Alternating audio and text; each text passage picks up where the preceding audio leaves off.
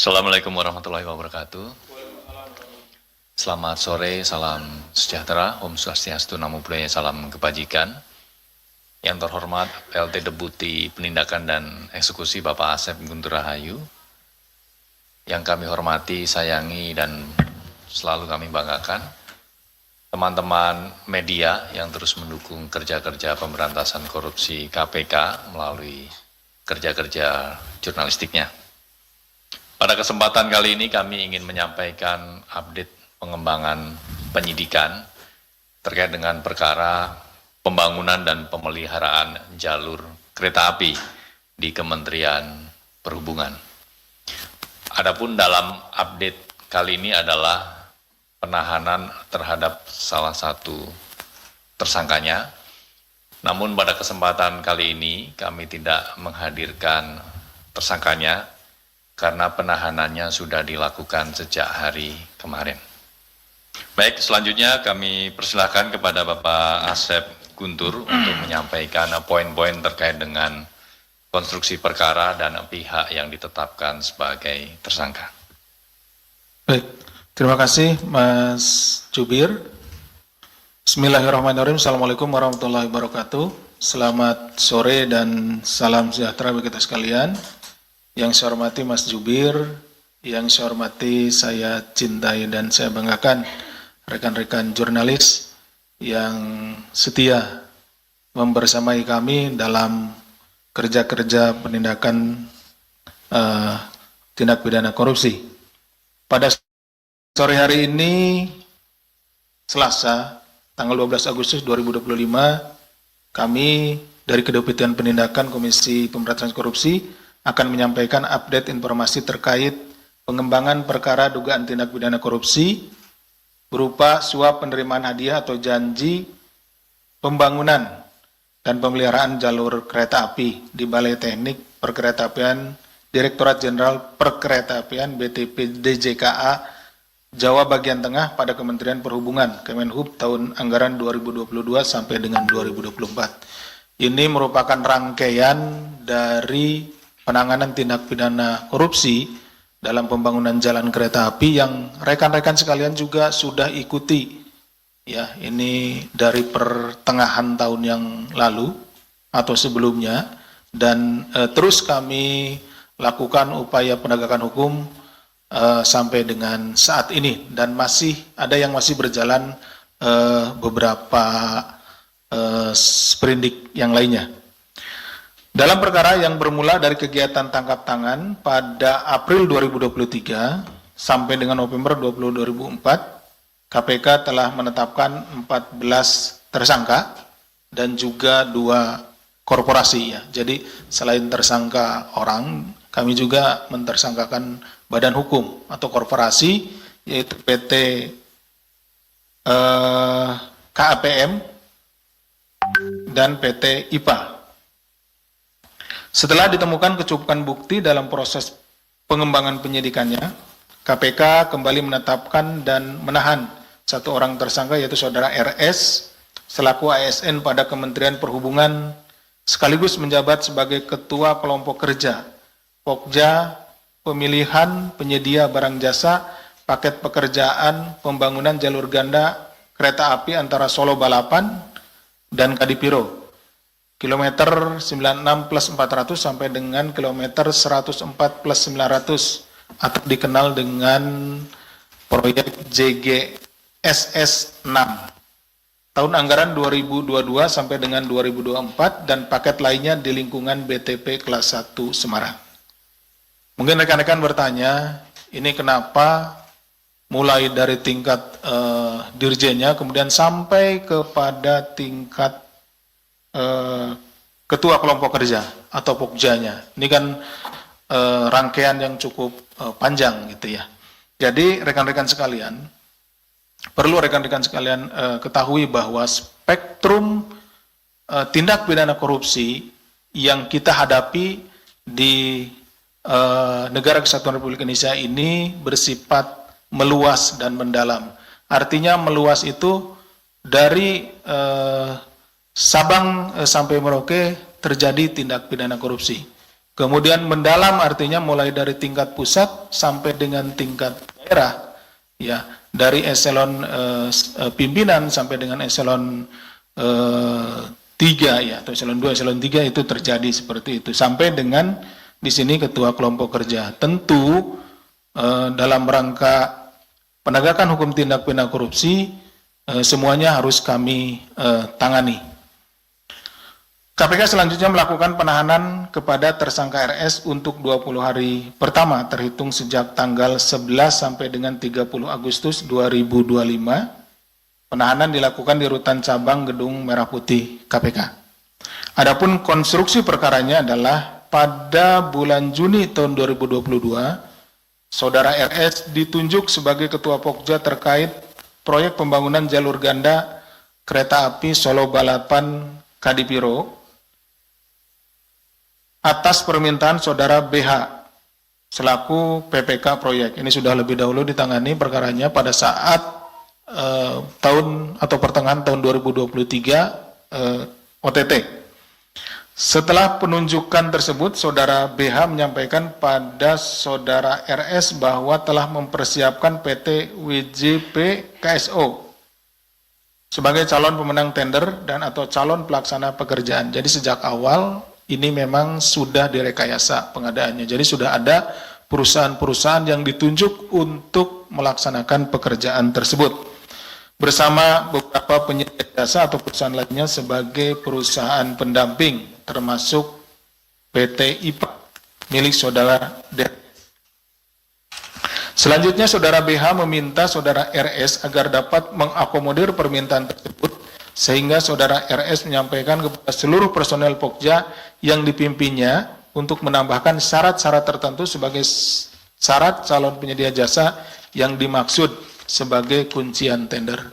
Jadi untuk memenangkan salah satu perusahaan yang telah ditunjuk, maka dibentuk atau ditentukanlah syarat-syarat khusus ya, yang spesifik merujuk kepada perusahaan tersebut. Ya, seperti itu. Misalkan ahli tekniknya, kemudian pengalaman menangani pekerjaan gitu ya, harus berapa atau harus berapa lama, sehingga itu menjadi kuncian bagi perusahaan tersebut. Nah, karena kan beda-beda nih, setiap perusahaan memiliki pengalaman atau memiliki pegawai yang expertnya gitu, seperti itu. Surat dukungan dari pabrikan yang memiliki sertifikasi dan asosiasi internasional, pemerintah atau lembaga yang mewakili negara asal pabrikan bahwa wesel yang diproduksi dapat digunakan untuk mainline jalur raya dan sertifikasi produksi sesuai standar dari Badan Akreditasi Independen Internasional yang masih berlaku. Jadi kunciannya itu berupa dukungan dari pihak pemilik sertifikasi dan sertifikasi produk standar. Jadi yang tidak dapat dukungan itu, nah akhirnya menjadi tereliminasi gitu ya, seperti itu. Nah, bahwa kemudian dalam proses tender tersebut PT WJP KSO yang dipersiapkan sebagai pemenang justru dinyatakan gagal saat evaluasi oleh tim Pokja yang dipimpin Saudara RS karena kesalahan unggahan dokumen penawaran. Jadi ternyata ini ada kesalahan juga di sini ya. Kesalahan. Namun demikian PT IPA yang disiapkan sebagai perusahaan pendamping justru dinilai memenuhi syarat sebagai pemenang tender. Atas kondisi ini, kemudian Saudara RS berkonsultasi dengan Saudara BH agar mengubah skenario untuk memilih PT IPA sebagai pemenang tender proyek pembangunan jalur kereta api tersebut. Bahwa selanjutnya Saudara RS menetapkan PT IPA sebagai pemenang tender pembangunan jalur ganda KA antara Solo Balapan Kadipiro 96 plus 400 sampai dengan kilometer 104 plus 900 CGSS 6 tahun anggaran 2022 sampai 2024. Kemudian PT IPA menandatangani kontrak tersebut dengan nilai 164,51 miliar. Dalam prosesnya PT IPA yang terpilih sebagai pemenang tender kemudian menanggung komitmen fee yang sebelumnya sudah disepakati oleh PT WJP KSO. Jadi tetap saja komitmen fee-nya yang di awal sudah dikomunikasikan atau disetujui antara pihak PT WJP KSO dengan para pihak tadi ya, dari Saudara BH maupun Saudara RS itu ditanggung oleh PT IPA sebagai pemenang. Jadi seharusnya kalau yang ini pendamping kemudian jadi menang, itu ya menang karena layak gitu ya. Tetapi tetap saja ternyata ada sejumlah uang yang harus dikeluarkan oleh PT IPA sebagai pemenang. Itu yang jumlahnya itu sesuai dengan kesepakatan awal antara Kepala Balai tadi Saudara BH RS dengan PT WJP KSO. PT IPA kemudian diduga memberikan uang kepada Saudara RS sejumlah 600 juta sebagai bagian dari komitmen fee dari nilai kontrak proyek. Jadi jumlahnya besar, tapi dibagi-bagi ke beberapa orang, ke beberapa pihak gitu ya. Beberapa pihak diantaranya Saudara RS sendiri memperoleh 600 juta rupiah. Atas perbuatan Saudara RS disangkakan telah melanggar pasal 12 huruf A atau huruf B kecil, pasal 11 Undang-Undang Nomor 31 Tahun 99 tentang pemberantasan tindak pidana korupsi, sebagaimana telah diubah dengan Undang-Undang Nomor 20 Tahun 2001 tentang perbuatan atas Undang-Undang Nomor 31 Tahun 99 tentang pemberantasan tindak pidana korupsi junto pasal 55 ayat 1 ke 1 KUHP. Pada kesempatan ini juga izinkan kami mengucapkan terima kasih yang sebesar-besarnya kepada masyarakat, ya, masyarakat Indonesia khususnya yang ada di Jawa Tengah dan Semarang yang telah memberikan informasi kepada kami terkait dengan adanya dugaan tindak pidana korupsi ini, sehingga kami dapat melakukan upaya paksa dan dapat menangani perkara ini. Tentunya kepada warga masyarakat lain yang ada di tempat lain, apabila melihat, mendengar tentang kemungkinan adanya tindak pidana korupsi, silakan untuk dilaporkan kepada kami. Karena tanpa dukungan dari seluruh warga masyarakat, termasuk juga rekan-rekan jurnalis yang ada di depan saya ini, kerja-kerja penindakan tindak pidana korupsi tidak akan bisa kami laksanakan dengan baik. Demikian yang bisa kami sampaikan. Terima kasih. Saya kembalikan kepada Mas Juwir. Terima kasih pada Pak Deputi yang telah menyampaikan kronologi dari perkara ini, di mana KPK kembali menetapkan satu orang tersangka, RS, setelah sebelumnya KPK juga telah menetapkan 14 tersangka lainnya dan 2 tersangka korporasi. Selanjutnya kami buka sesi tanya jawab. Sesi pertama terkait dengan perkara ini, kami persilahkan. 1, Mas Chandra. 1 saja, oke. Silakan Mas Chandra. Mau nanya soal di kasus ini kan waktu awal banget ini ada sebutan uang langitan Pak dan sleeping fee. Ada beberapa orang yang diduga menerima uang yang diduga terlibat. Nah, kenapa KPK tidak menindaklanjuti penerimaan itu? Bahkan salah satu orang yang menerima uang itu sekarang jadi Bupati Pati Sudewo. Nah, apakah juga Sudewo akan dipanggil dalam kasus ini ke depannya gitu? Terima kasih Mas Chandra. Ada lagi yang lain mungkin? Oke, belakang. Mohon nama dan medianya. Saya Rahmada. Saya Rahmada dari Kompas TV, Pak. Tadi terkait dengan komitmen fee itu kan dari PT IPA itu mengeluarkan 600 juta dan katanya dibagi-bagi ya. Itu yang 600 juta hanya untuk RS aja atau dibagi gimana, Pak? Oke, terima kasih Mbak Rahma.